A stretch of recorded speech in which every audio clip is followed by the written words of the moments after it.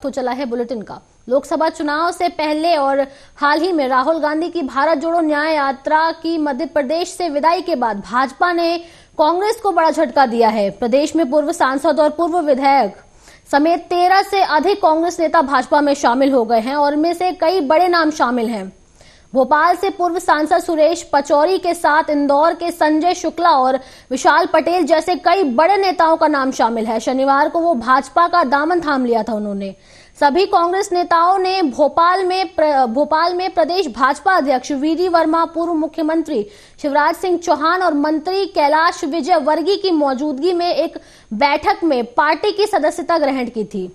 यहाँ तस्वीरों के माध्यम से हम आपको दिखा देते हैं कि किस तरीके से संजय शुक्ला ने बीजेपी में एंट्री मारी है, जिससे कि बीजेपी को मध्य प्रदेश में एक बड़ी जीत मिलती नजर आ रही है।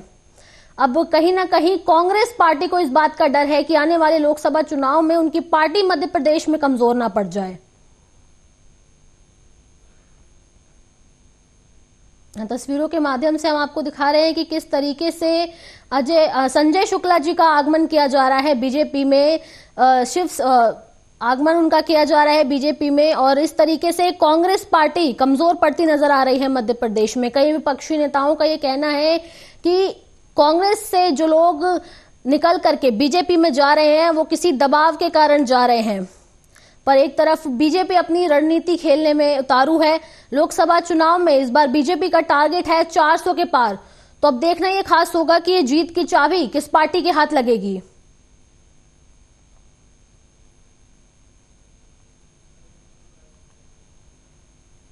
यहाँ तस्वीरों के माध्यम से आपको दिखा दें कि लोकसभा चुनाव जल्द ही नजदीक आने वाले हैं और किस तरीके से कांग्रेस पार्टी को एक बार एक करके झटका लगता नजर आ रहा है। अभी फिलहाल हाल में ही राहुल गांधी ने मध्य प्रदेश का दौरा किया था और उनके मध्य प्रदेश के दौरे की विदाई के बाद से ही लगभग 13 कांग्रेस के बड़े नेताओं ने, वरिष्ठ नेताओं ने बीजेपी का दामन थाम लिया है। एक बड़ी नाकामयाबी हाथ लगी है एक तरीके से कांग्रेस को और बीजेपी को सोने का सिक्का मिलता नजर आ रहा है इस वक्त मध्य प्रदेश में। तो देखने वाली बात होगी कि मध्य प्रदेश में कौन सा अपना दाव ऐसा कांग्रेस पार्टी अब चलती है जिससे कि वो बीजेपी को मध्य प्रदेश में ध्वस्त कर सके। लेकिन यहाँ जिस तरीके से तस्वीरों में साफ नजर आ रहा है कि कांग्रेस नेता संजय शुक्ला कितने प्रसन्न नजर आ रहे हैं जब उन्हें शिवराज सिंह चौहान ने बीजेपी का नेतृत्व दिया और बीजेपी पार्टी में उनको शामिल किया, उस हिसाब से वो इतने ज्यादा खुश नजर आ रहे हैं। लेकिन विपक्षी नेताओं का कहना है कि किसी जोर जबरदस्ती और दबाव के कारण ये सब कुछ किया जा रहा है। लेकिन जिस तरीके से तस्वीरें हम देख रहे हैं, इस तस्वीरों को देखते हुए ऐसा कहना मुश्किल है कि कांग्रेस पार्टी कहीं भी बीजेपी को मध्य प्रदेश में ध्वस्त कर पाएगी। एक बड़ा झटका इससे कांग्रेस को लगा है।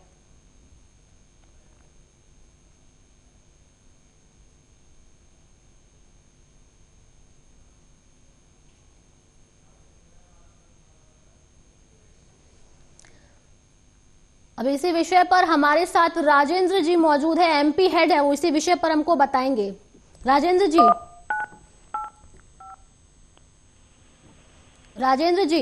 हेलो, आपसे पहला सवाल है मेरा कि मध्य प्रदेश में राजनीति का उलटफेर हो रहा है। ये एक बहुत बड़ा दाव बीजेपी चल रही है मध्य प्रदेश में। जी बिल्कुल, मैं आपको बता दूं कि जिस तरह से लगातार जो है कांग्रेस खाली हाथ होती जा रही है और कांग्रेस के कई जो सीनियर लीडर हैं वो भाजपा में लगातार शामिल हो रहे हैं। जैसा कि आज जो है सुरेश पचौरी समेत कई वरिष्ठ नेता जो हैं कांग्रेस में शामिल हुए हैं और जिनका स्वागत जो है भाजपा में किया गया है। इससे यही माना जा रहा है कि अब जो है कांग्रेस धीरे धीरे मध्य प्रदेश में खाली हाथ होती जा रही है। राजेंद्र जी, एक दो नेता होते तो बात भी समझ आती है, लेकिन लगातार मध्य प्रदेश में 13 नेताओं ने अपना बदला है, कांग्रेस से भाजपा में गए हैं। वाकई हो सकता है बीजेपी की कई रणनीति हो, कई विपक्षी दलों का ये कहना है इस पर कि किसी जोर जबरदस्ती और किसी दबाव के कारण ऐसा किया जा रहा है, पर तस्वीरों को देख के ऐसा नहीं लगता कहीं से भी किसी भी दबाव के कारण ये सब कुछ हो रहा है। जी बिल्कुल, ऐसा बिल्कुल माना जा सकता है क्योंकि लगातार जो है भाजपा के जो दिल्ली में बैठे जो आका हैं वो लगातार पूरे देश भर में जो है कांग्रेस नेताओं पर कहीं ना कहीं प्रेशर बना ही रहे हैं और भाजपा में जुड़ने का उनसे आग्रह भी कर रहे हैं और भाजपा में जोड़ भी रहे हैं। ये एक सोची समझी रणनीति और राजनीति के तहत किया जा रहा है, ताकि जो है कांग्रेस को कमजोर किया जा सके, और कांग्रेस जो है वो धीरे धीरे अब कमजोर होती चली जा रही है। फिर ये भी कहना कहीं गलत नहीं होगा कि कांग्रेस को भारी नुकसान होगा शायद मध्य प्रदेश में इस बार। देखिए, मध्य प्रदेश की धारा को अगर देखा जाए तो यहाँ लोकसभा की जो है 29 सीटें हैं, और लोकसभा की 29 सीटों में पिछली बार भी जो है सिर्फ एक सीट जो है छिंदवाड़ा की जो कमलनाथ के जो पुत्र हैं नकुलनाथ, उनके नाम गई थी, और उसके बाद 28 सीटों पर यहाँ भाजपा का कब्जा था। और इस बार जो है भाजपा का जो नारा है कि अब की बार 400 पार, और मध्य प्रदेश की पूरी 29 सीटों पर जो है भाजपा कब्जा करेगी। तो इससे यही अनुमान लगाया जा रहा है कि कहीं ना कहीं भाजपा जो है अपनी रणनीति पहले से तय कर चुकी है, क्योंकि एक सुरेश पचौरी जो है वो एक कांग्रेस के काफी पुराने और सीनियर लीडरों में से हैं, जिनको आज तोड़कर भाजपा में शामिल किया गया है। तो कहीं ना कहीं और बीच में जो है कमलनाथ को भी जोड़ने की कोशिश की गई थी, पर कमलनाथ किसी कारणवश भाजपा में नहीं गए हैं। पर जिस तरीके से भाजपा लोगों को तोड़ रही है, कहीं ना कहीं ये माना जा रहा है कि कांग्रेस को जो है कमजोर किया जा रहा है। बिल्कुल बिल्कुल, लेकिन संजय शुक्ला जी जो हैं, जब उनको भाजपा में शामिल करने की बात की गई, उनको जब भाजपा में शामिल किया गया तो उस वक्त उन्होंने अपने भाषण में बोला कि मैं अपने परिवार में वापस आ गया हूं और अब मैं बीजेपी में रह करके यहां से लड़ूंगा और बीजेपी में रह के अपना जनता को योगदान दूंगा, जनता को सारा लाभ दूंगा। तो क्या मतलब अपने कार्यकाल में कांग्रेस पार्टी में जब वो थे तब उन्होंने जनता के लिए कुछ नहीं किया? जी बिल्कुल, जो है शुक्ला जो है वो काफी सीनियर लीडर रहे हैं, और जो उन्होंने जिस तरीके का बयान दिया है, उसके बाद जो है एक कैलाश विजयवर्गीय ने भी जो है जब उनका स्वागत किया तो एक बयान दिया है कि कल तक तो तुम मुझे गाली बकते थे और आज मुझे ही तुम्हारा स्वागत करना पड़ रहा है।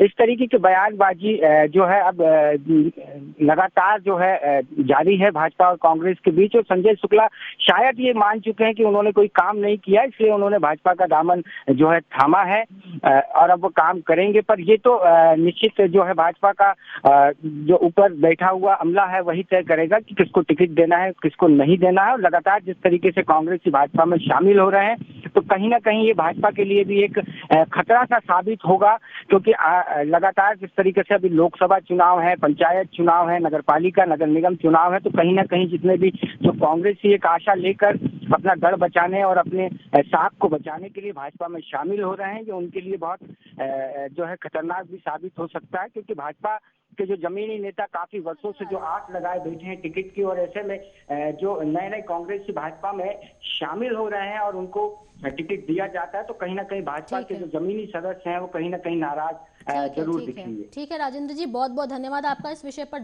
जानकारी देने के लिए हमको। बढ़ते हैं अगली खबर की तरफ, जहां चुनाव की गर्मा गर्मी में हर जगह जो चुनाव की गर्मा गर्मी है वो नजर आ रही है, पक्ष विपक्ष में तकरार होती नजर आ रही है। बता दें कि इसी कड़ी में भोपाल में कांग्रेस नेता संजय शुक्ला, मध्य प्रदेश के मुख्यमंत्री मोहन यादव, भाजपा नेता शिवराज सिंह चौहान सहित अन्य भाजपा नेताओं की मौजूदगी में बीजेपी में शामिल हुए। आपको बता दें कि साथ ही कई और अन्य नेता भी भाजपा में सदस्यता ली।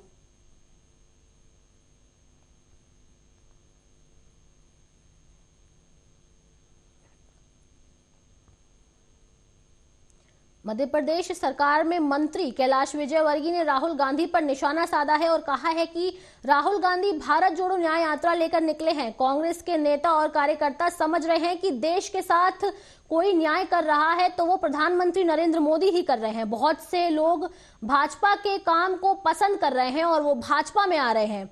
ये कहते हुए कैलाश विजयवर्गीय ने कांग्रेस की अवहेलना की।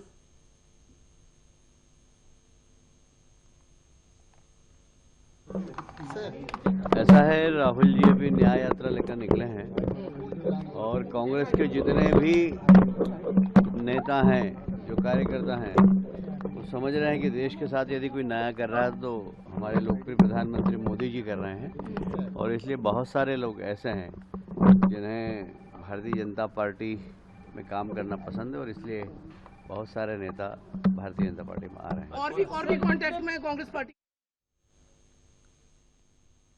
मुख्यमंत्री योगी आदित्यनाथ आज जौनपुर पहुंचेंगे। उनका हेलीकॉप्टर लगभग 12:40 तक पहुंच चुका होगा। पुलिस लाइन के हेलीपैड पर उतरेगा उनका हेलीकॉप्टर। वहां से कार से बीआरपी इंटर कॉलेज के मैदान में जाएंगे। वहां पर वहां जहां पे 12:55 पर पहुंचेंगे। साथ ही उन्हें 1 बजे के करीब महाराणा प्रताप की प्रतिमा का अनावरण करना है। इसके बाद विभिन्न परियोजनाओं का शिलान्यास एवं लोकार्पण करेंगे। 2:15 बजे के करीब उनका हेलीकॉप्टर चंदौली के लिए उड़ेगा। योगी आदित्यनाथ द्वारा जनपद जौनपुर को करीब 899 करोड़ रुपए की 256 विकास परियोजनाओं की सौगात दी जाएगी। रायबरेली में एक दर्दनाक सड़क हादसा हो गया है। एक तेज रफ्तार कार ने एक बाइक सवार को जबरदस्त टक्कर मारी है। इस टक्कर के कारण बाइक सवार युवक की दर्दनाक मौत हो गई है। हादसे के बाद कार के चालक ने वाहन को लेकर मौके पर फरार हो गए। बता दें कि पुलिस को सूचना मिलते ही मृतक के शव को कब्जे में ले लिया गया। ये घटना बछरावा थाना क्षेत्र के शेखपुर समोधा गांव के पास हुई है। इस हादसे ने लोगों की आंखों में आंसू और चौंकाहट का माहौल बना दिया है।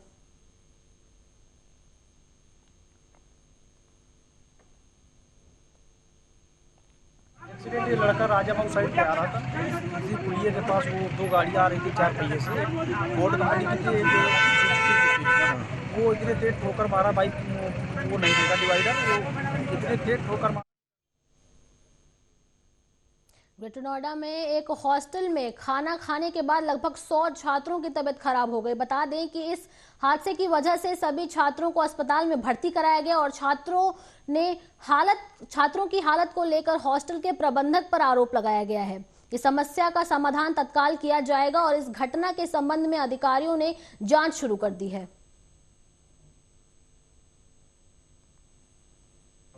सर मैं वो व्रत का खाना हम लोग का बना था अलग से, हॉस्टल मतलब जो फास्ट थे उनके लिए, उसी को खाने के मतलब अराउंड 12 साढ़े 12 के अराउंड पूरा शरीर कांपने लगा, हल्का हल्का। कुछ नहीं, रात को खाना खाया था करीब 9 बजे के आसपास।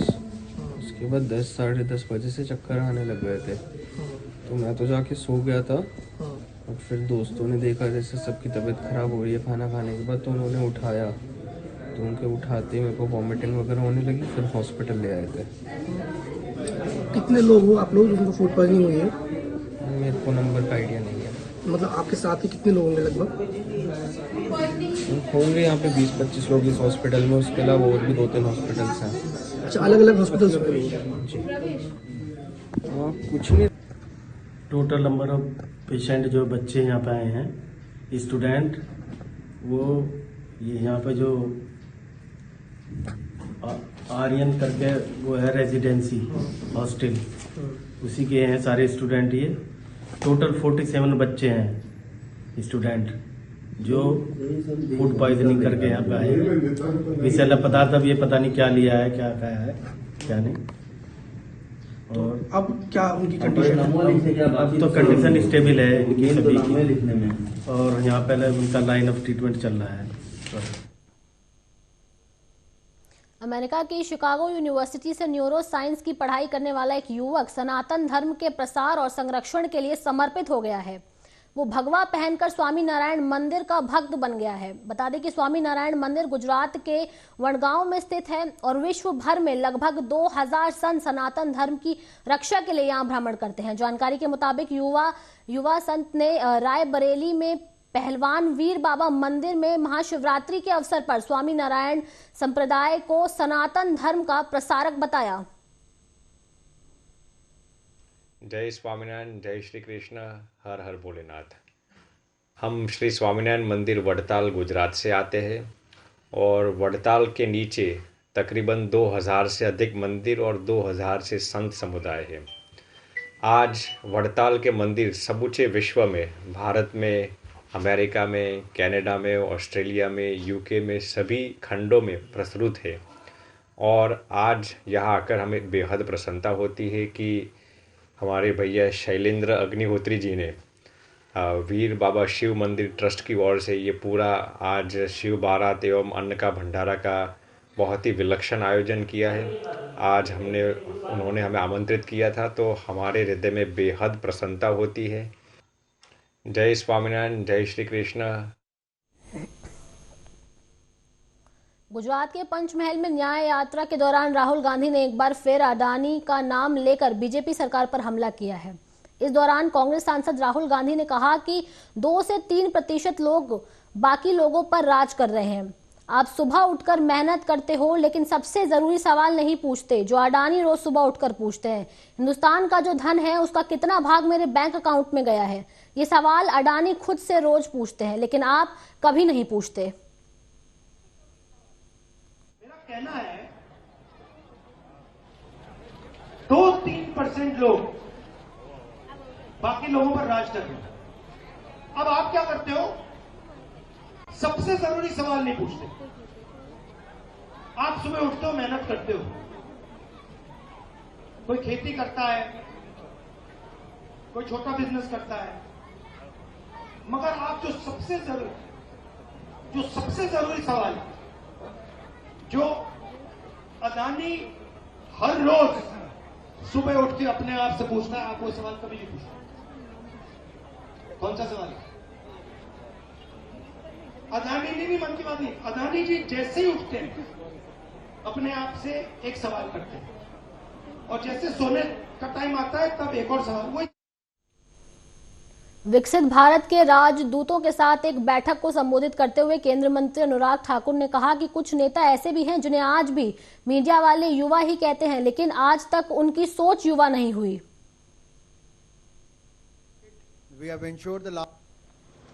So in 2024, if we are the 5th largest, by 2027, we are bound to be the 3rd largest economy of the world.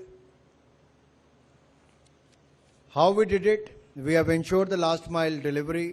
We have brought in economic reforms. With the Digital India, where a lot of people raised questions, especially the opposition party. वैसे कुछ नेता ऐसे भी हैं जो आज भी media वाले उनको युवा ही कहते हैं,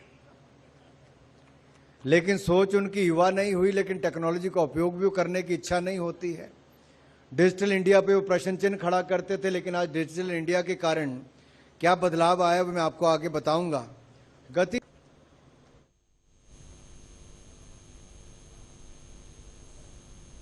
सीएम योगी शुक्रवार को केंद्रीय पेट्रोलियम एवं प्राकृतिक गैस मंत्री हरदीप सिंह पुरी के साथ धुरियारपार में बने इंडियन ऑयल के सीबीजी प्लांट का लोकार्पण किया।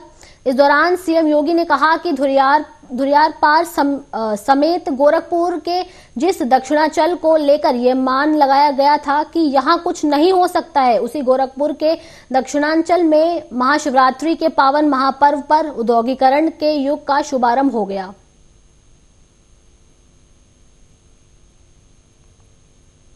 माननीय मुख्यमंत्री जी, जब से आपने उत्तर प्रदेश का दायित्व संभाला है और दिल्ली में हमारी माननीय परम आदरणीय प्रधानमंत्री जी की सरकार है, तो यहां पे जो काम हो रहा है एक डबल इंजन वाली सरकार का काम हो रहा है। इसे मुझे तो पर्सनली बड़ी खुशी होती है जब मैं सुनता हूं कि 2027 तक शायद उत्तर प्रदेश की जो अर्थव्यवस्था है वो $1 ट्रिलियन तक पहुंच जाएगी, क्योंकि देश की अर्थव्यवस्था 5 ट्रिलियन और 10 ट्रिलियन ले जाने के लिए इसमें उत्तर प्रदेश। बहनों और भाइयों, आज गोरखपुर को हम लोगों ने जहां इस प्लांट के साथ जोड़ा है, हजारों किसानों को पराली के साथ जुड़ने का अवसर प्राप्त होगा। यानी जो पराली जला दी जाती थी, पर्यावरण भी खराब होता था, आज हम प्रकृति के साथ साथ पर्यावरण की भी सुरक्षा कर पाएंगे। उनकी अतिरिक्त आमदनी भी होगी। गोबर जो जहां तहां पड़ा रहता था उससे भी अतिरिक्त आमदनी होगी। यह तो हो ही रहा है। इससे 20 मीट्रिक टन बायोगैस बनेगी और 125 मीट्रिक टन यहां पे जैविक खाद भी इसके माध्यम से प्राप्त होगी। और फिलहाल के लिए इस बुलेटिन में इतना ही। देश दुनिया की तमाम बड़ी खबरों को देखने के लिए देखते रहिए आर्या न्यूज। नमस्कार।